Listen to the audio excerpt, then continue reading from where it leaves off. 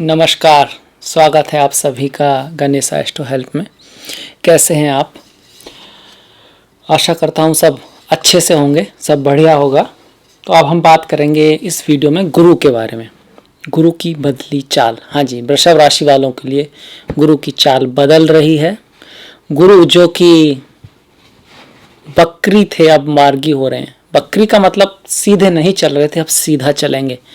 तो गुरु जो हैं वो बहुत शुभ ग्रह हैं। कुंडली में जो सबसे शुभ ग्रह है वो गुरु ही है। गुरु आपके धन को दिखाते हैं, आपकी विद्या को दिखाते हैं, आपके बच्चों को दिखाते हैं, आपकी वेल्थ को दिखाते हैं, आपकी प्रॉस्पेरिटी को दिखाते हैं, आपके भाग्य को दिखाते हैं, आपकी स्टेटस को भी दिखाते हैं, आपकी इच्छाओं की पूर्ति को दिखाते हैं, आपके जीवन में संपन्नता समृद्धि को गुरु दिखाते हैं। एक ही ग्रह अगर शुभ हो तो बहुत कुछ बदल सकता है, और अगर बहुत अच्छा ना हो तो काफ़ी हद तक मेहनत करनी होती है। ऐसा नहीं है कि फिर कुछ होता नहीं है, थोड़ी मेहनत ज़्यादा करनी होती है और कुछ अपने आप को ज़्यादा फोर्स करना होता है। क्योंकि ऐसा नहीं है ग्रह होता है तो ऐसा एक्चुअली होता ही है कि ग्रह जब ऐसा होता है तो व्यक्ति भी थोड़ा थोड़ा ऐसा होता है। जिनकी कुंडलियाँ अच्छी होती हैं वो नेचुरली पॉजिटिव, मेहनती और आगे बढ़ने की सोच रखने वाले होते हैं। वो सही निर्णय लेते हैं और आगे बढ़ते हैं। तो अगर आप भी ऐसा करने लगें तो आप भी आगे बढ़ सकते हैं। कुंडली जो है वो आखिरी सत्य नहीं है। जो भी कोई ऐसा कहता हो वो आपको भाग्यवादी बना रहा है, पर सत्य तो यही है कि कर्म से ही भाग्य बना है। पिछला भाग्य भी क्यों स्ट्रांग है इतना, इसीलिए स्ट्रांग है को वो भी आपका कर्म है, वो आपने किया है। तो आपने जो किया है उससे आप भाग नहीं सकते, पर आप भी बहुत कुछ कर सकते हैं। अगर आप अब करेंगे तो फिर आगे अच्छा होगा। तो ये कॉन्सेप्ट ये रहना है अपने अंदर कि अगर टाइम खराब भी दिखा रहा है तब भी अगर आप मेहनत करेंगे और कह सकते हैं लगे रहेंगे, हार नहीं मानेंगे, तो ईश्वर साथ देगा। ईश्वर हमेशा उनकी सहायता करते हैं, उनकी रक्षा करते हैं। जो खुद की रक्षा करता है, जो खुद की सहायता करता है। तो बढ़ते हैं आपके गुरु की तरफ। गुरु हो रहे हैं मार्गी, तो ये अच्छी खबर है आपके लिए। पहले तो आपके जो शनि मार्गी हुए आपकी लिए वो बहुत अच्छी खबर थी। एक तरह से कह सकते हैं कि भैया ख़त्म हुई ढैया। ढैया जैसा जो रिजल्ट दे रहे थे, जो आपके भाग्य में कमी ला रहे थे, जो आपके वर्क में आपको असंतुलन जो बना के रखा था, जो खर्चा जो करा रहे थे, वो सब चीज़ों में धीरे धीरे अब कमी आएगी। शनि अच्छे हो रहे हैं, भाग्य का स्वामी भाग्य में बैठा है, बहुत अच्छी बात है। गुरु भी जो है वो डायरेक्ट हो रहे हैं, अष्टम भाव में है। अष्टम भाव में है, पर अष्टम का ही अष्टम में जो स्वामी है, तो एक तरह का विपरीत राजयोग है। थोड़ा मेहनत करके अच्छा रिजल्ट आएगा। अचानक से कोई लाभ हो सकता है, लॉटरी सट्टा, और कह सकते हैं कि बीमे की रकम, या फिर आपके पापा पेरेंट्स से कुछ आपको दान दे सकते हैं, धन दे सकते हैं, कुछ आपके नाम कर सकते हैं, कोई इनहेरिटेंस आपको मिल सकती है, सास ससुर के थ्रू आपको लाभ हो सकता है। आपको कोई ऐसा आध्यात्मिक गुरु मिल सकता है जो कि एस्ट्रोलॉजी जानता हो, अकल्ट जानता हो, इन सब चीज़ों को वास्तव में समझता हो। ऐसा गुरु आपके जीवन में आ सकता है, क्योंकि गुरु कहाँ पर है? अष्टम में है। शादी के बाद की जो लाइफ होती है, पति पत्नी के बीच की जो लाइफ होती है, वो भी अच्छी रहेगी। अगर आप सिंगल हैं तो आपका थोड़ा सा कामुकता की तरफ ध्यान जाएगा। अगर आप लड़की हैं तो आपको लड़के की तरफ आकर्षण ज़्यादा होगा, अगर आप लड़के हैं तो आपको लड़कियों की तरफ आकर्षण थोड़ा ज़्यादा होगा, क्योंकि अष्टम भाव इस चीज़ को भी दिखाता है। आपकी मुलाकात अपने पति से हो सकती है, अपने प्रेमी से हो सकती है, खास करके ऐसी जगह पर जैसे स्कूल, यूनिवर्सिटी, हॉस्पिटल, इस तरह की कुछ जगह जो बहुत ज़्यादा खुली ना हो, कुछ इस तरह की जगह हो, वहाँ पर आपकी मुलाकात आपके प्रेमी से हो सकती है। खास करके मैं प्रेमी इसलिए बोल रहा हूँ क्योंकि गुरु स्त्री के लिए पति को दिखाते हैं, इसलिए मैंने कहा। गुरु की अगर दृष्टियाँ देखें तो दृष्टि जो पड़ेगी 12वें भाव पर पड़ेगी, तो विदेश यात्रा या बाहर की यात्रा, कहीं दूर जाना, कुछ खर्चा आना, इस तरह की चीज़ें हो सकती हैं। आपका मन थोड़ा ऐश आराम करने को करेगा, अपने आप को एंजॉय करना, हॉलीडेज पे जाना, इसकी तरफ आपका मन होगा। अगर आप शादीशुदा हैं या किसी के साथ रिलेशनशिप में हैं तो सुख भोग, ये सब सैया सुख, सेक्स, ये सब, इन सब चीज़ों की तरफ आपका ध्यान जा सकता है।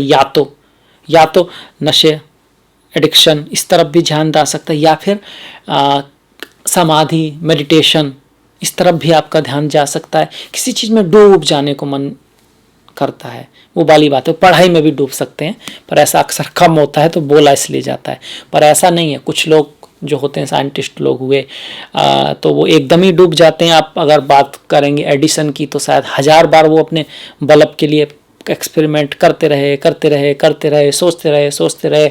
आम आदमी तो कहेगा भाई 1000 बार 10 बार तो हो ही नहीं सकता, ऐसे कैसे होगा, तो पागलपन है। पर सच क्या है? सच तो यही है कि दुनिया पागलों ने ही बदली है। जो बुद्धिमान व्यक्ति है तो वो तो 1 बार 2 बार 3 बार कहेगा, 3 बार ट्राई किया, टाइम वेस्ट कर रहे हैं। पर जो लोग लगे रहे जिन्होंने हार नहीं मानी, उन्होंने कोई बहुत बड़ी चीज़ें की। तो इसलिए कहा जाता है कि सफलता पाने के लिए थोड़ा सा पागल तो होना पड़ता है।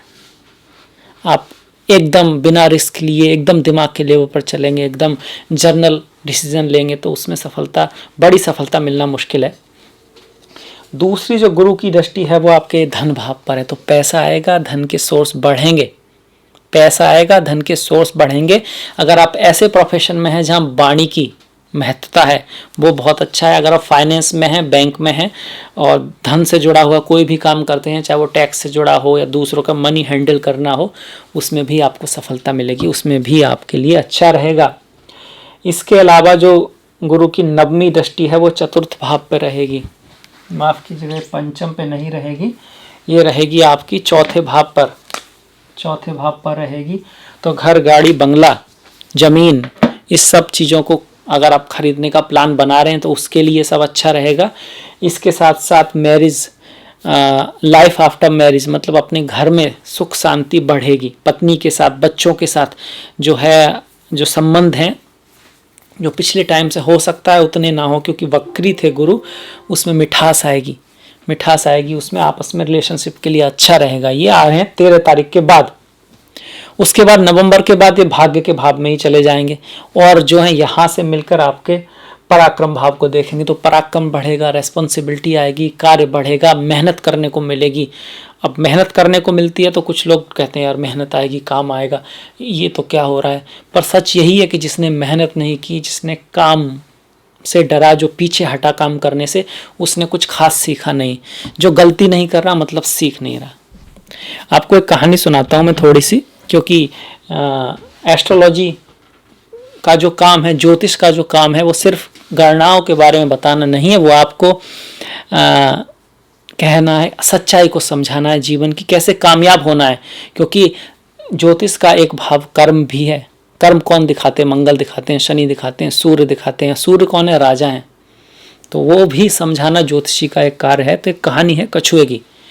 एक तो वो कहानी सुनी चुके हैं आप कछुए वाली की। कछुआ चलता रहा, खरगोश उससे तेज था पर सो गया, पर फिर भी कछुआ आगे निकला क्योंकि उसने हार नहीं मानी। उसने वो किया जो खरगोश करना नहीं चाहता था। खरगोश चलना नहीं चाहता था लगातार, पर कछुए ने यही उसकी एक गुण कि जब खरगोश सोया वो तब भी चलता रहा, उसको आगे निकाल के ले गया। मतलब कि अगर आप भी चलते रहेंगे, हार नहीं मानेंगे, तो आप उनसे आगे निकल जाएंगे जो आपसे तेज हों। पर अगर उन्हें ये आदत हो यार थोड़ा आराम कर लेते हैं, तो आप उनसे आगे निकल जाएंगे। दूसरा कहानी है मेंढक की कहानी है ये मेंढक बड़ा एडेप्टेबल होता है, वो स्थिति के अनुसार बदल जाया करता है। तो इसको फ्रॉग सिंड्रोम भी बोलते हैं। तो एक साइंस में भी मिलता है कि कैसे एक पानी लिया, उसमें एक मेंढक, पैन है उसमें मेंढक है, और नीचे से जो पैन को थोड़ा थोड़ा गर्म करना शुरू किया। एक्सपेरिमेंट है ये। तो थोड़ा थोड़ा गर्म करते हैं ठंडे पानी को, तो मेंढक का जो टेम्परेचर है उसके अकॉर्डिंग वो उसके अकॉर्डिंग अपने आप को ढाल लेता है। फिर थोड़ा और गर्म किया तो और थोड़ा ढाल लिया, फिर थोड़ा और गर्म किया तो उसे थोड़ी सी बेचैनी हुई, पर उसने और ढाल लिया अपने उसके अकॉर्डिंग। मज़ा आ रहा है, गर्म पानी बड़ा मसाज टाइप से। थोड़ा और गर्म किया तो उसे फिर थोड़ी दिक्कत होने लगी, पर फिर भी जो मेंढक है उसमें निकलना नहीं चाहता। अगर वो चाहे तो वो निकल सकता है, अगर वो चाहे तो छलांग मार सकता है, पर वो अपनी एनर्जी कहाँ वेस्ट कर रहा है? वो एडेप्ट कर रहा है। और फिर जब बाद में जब पानी ज़्यादा गर्म होता है तो उसको दिक्कत होती है, और अब उसके पास वो एनर्जी नहीं रहती है कि वो उससे कूद सके। पहले कूदा नहीं, अब कूद नहीं सकता। इस कहानी से क्या शिक्षा मिलती है? कि जब वक्त है तभी मेहनत करनी है, जब टाइम है तभी चांस लेना है। फिर बाद में किस्मत को धोखा, मेंढक भी कह सकता है कि मेरी किस्मत खराब थी, पर अगर वो चाहता तो ही कैन जंप, अगर वो कूद सकता था और अपने आप को बचा सकता था, पर उसने ऐसा किया नहीं। एडेप्टेबिलिटी एक अच्छी बात है, पर देयर इज ए लिमिट, इसीलिए विजडम बहुत ज़रूरी है, आगे का वो ज़रूरी है, आगे को देख पाना बहुत ज़रूरी है, और वक्त रहते सही निर्णय कर लेना बहुत ज़रूरी है। वक्त की महत्वता समझनी चाहिए। इस कहानी से ये हमको निर्णय ये आता है। ये कहानी मैंने अभी क्यों सुनाई, क्योंकि गुरु विजडम को दिखाते हैं, गुरु बुद्धिमता को दिखाते हैं, गुरु एक समझदारी को दिखाते हैं। कई बार हम समझकर भी नहीं करते हैं, हम जानते हैं क्या करना है पर नहीं करते हैं, हम जानते हैं हमारा गोल क्या है पर नहीं करते हैं, चाहते तो हैं पर करते नहीं हैं, क्योंकि या तो चाहत में दम नहीं होता, या फिर हम इस बात को समझ ही नहीं पाते हैं कि अगर करना है, कुछ पाना है तो कुछ खोना होगा, अगर कुछ पाना है तो बहुत कुछ ऐसा करना होगा जो आप करना नहीं चाहते। भाई शरीर है वो तो सोना चाहेगा, पर अगर आपको कुछ करना है तो थोड़ी सी नींद तो कम करनी होगी। अगर आपको हेल्थ बनानी है तो सुबह तो उठना होगा, हालांकि उसमें कष्ट होगा। तो ये बात समझनी होगी कि आपको कुछ ना कुछ ऐसा करना होगा जो आप चाहते हैं, उसके लिए जो आपको पसंद नहीं है। आप चाहते हैं मेरे हिसाब से मुझे ये पसंद नहीं है, मैं यूँ ऐसा क्यों करूँ, होता है ना कि भाई मेरा पसंद नहीं है तो मैं ऐसा क्यों करूँ, मैं तो वही करूँगा जो मेरा मन है, मैं तो वही कहूँगा जो मुझे अच्छा लगता है, तो उसमें आप फंस जाओगे। ये आप वो नहीं कर रहे जो आप चाहते हो, आप वो कर रहे हो जो आपका मन चाहता है, और होना चाहिए उल्टा, आपका मन वो करना चाहिए जो आप चाहते हैं। आपको मन को ऑर्डर देना चाहिए, आपको दिमाग को ऑर्डर देना चाहिए कि हाँ भाई ये काम करना है, ऐसे करना है, और आपके मन को उसको सुनना चाहिए। एक बार नहीं सुनेगा, 2 बार में सुनेगा, 2 बार नहीं सुनेगा, 3 बार में सुनेगा।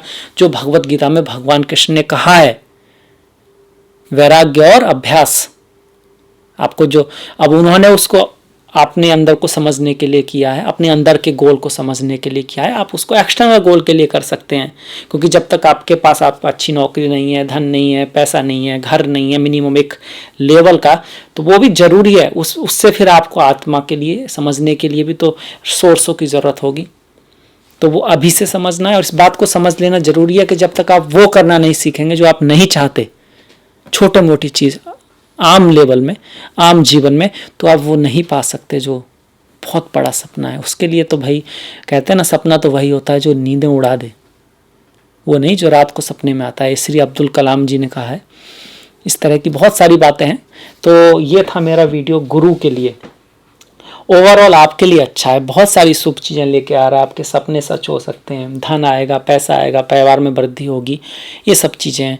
थोड़ा सा खर्चा आ सकता है, वो तो कोई बात नहीं है। उस खर्चा कम करने का भी एक रेमेडी है कि आप उस खर्चे को खुद ही कर दीजिए, अच्छी चीज़ों पे खर्च कर दीजिए, कुछ गरीबों की भलाई पे कुछ कर दीजिए। कम से कम जो भी आपकी कमाई हो उसका कुछ % तो आपको करना ही चाहिए, क्योंकि जो लोग आपसे कम लकी हैं, जिनके पास आपसे कम है, अगर आप उनका नहीं करेंगे तो कौन करेगा। तो कुछ ना कुछ तो कीजिएगा। तो इसी के साथ मैं ये वीडियो जो है समाप्त करता हूँ। और आपको अच्छा लगा हो तो प्लीज़ लाइक कीजिएगा, सब्सक्राइब कीजिएगा, घंटी वाला बटन दबाना मत भूलेगा। मैंने डिस्क्रिप्शन में अपना लिंक दिया है, फेसबुक का, इंस्टाग्राम का, ट्विटर का, तो प्लीज़ लाइक, प्लीज़ फॉलो। और मिलेंगे इसी के साथ नेक्स्ट वीडियो में। तब तक के लिए नमस्कार।